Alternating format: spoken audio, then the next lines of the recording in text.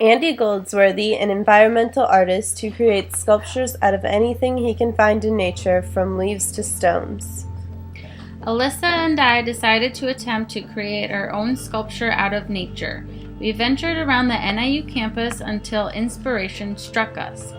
We took the beautifully trimmed hedges from the front of Davis Hall and the golden yellow leaves from trees nearby and created a piece that would make Andy Goldsworthy proud.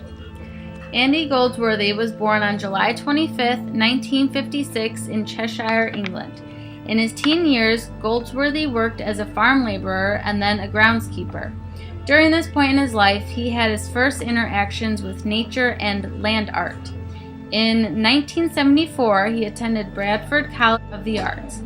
The turning point in Andy's life was in college when he attended an artist lecture by Richard Long, a former land artist of Britain. He left school in 1978 and ventured out into the world and began making sculptures. His first famous piece was Touching North, which was done in the North Pole and included 4 giant snow arches. Andy Goldsworthy views his work as a mission to remind humankind of its far more impermanent nature in comparison to the shifting landscape. Andy Goldsworthy has many pieces that incorporate leaves into them. We were inspired by his pieces and the fall leaves to create our own sculpture with leaves.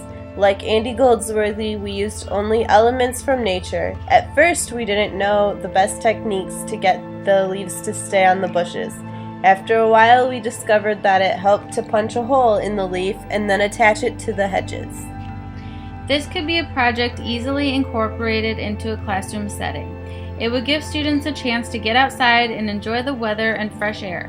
This is also a project that would depend on group work and problem-solving skills.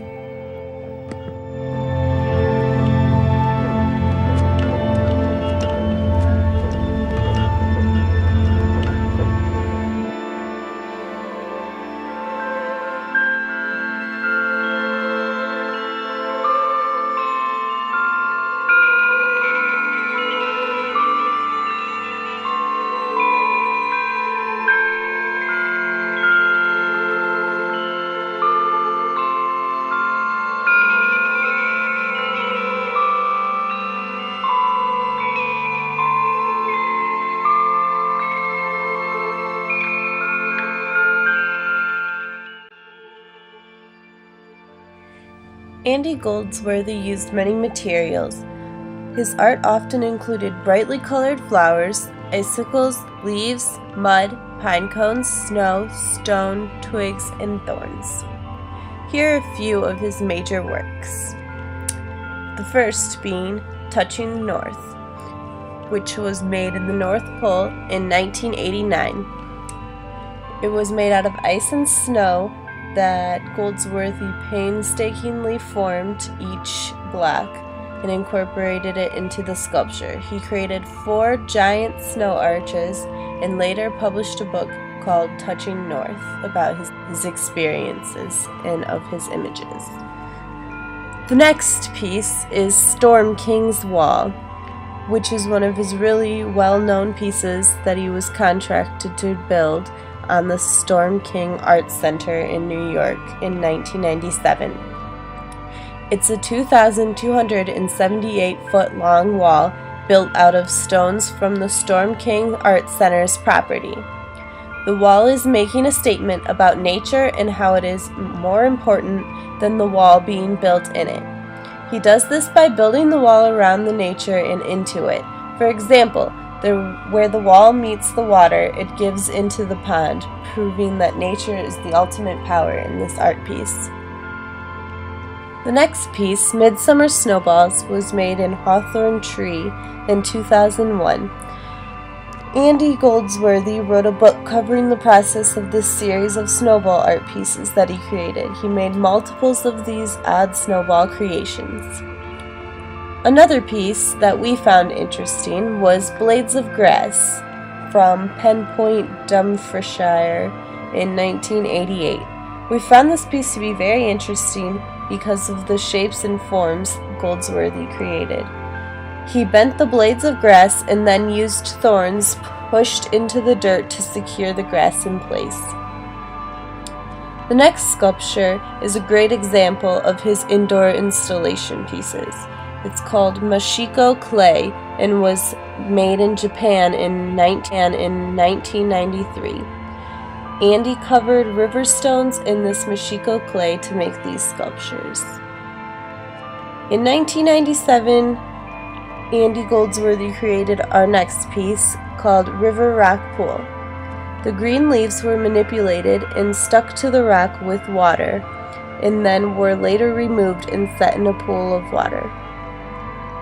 These are just a few of Andy Goldsworthy's wonderful nature works. I would encourage everyone to look at more of his inspiring work. Here's a short clip where Andy will, in his own words and actions, show you one of his art processes.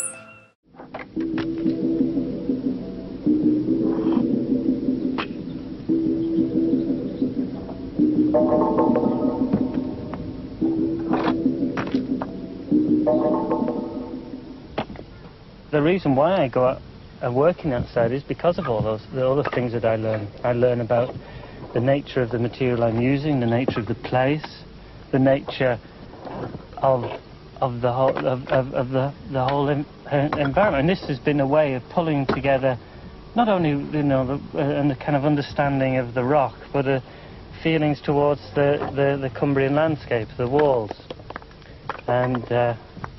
And I've worked as a stone waller on farms, and as much as I love stone walls, and I know how to build stone walls, I like to do a kind of alternative. I want an arch that looks as if it's almost about to collapse, this sense of collapse. But to do that, it has to be very near to collapsing, of course, you know. So it's something you have to deal with. I've never made one this big, and that's interesting, because in the past I've been able to manipulate them when they start collapsing and grabbing hold of them, and it is very frightening. I've not had that feeling working underneath there. It's very intimidating, obviously, because if they do fall, it's serious.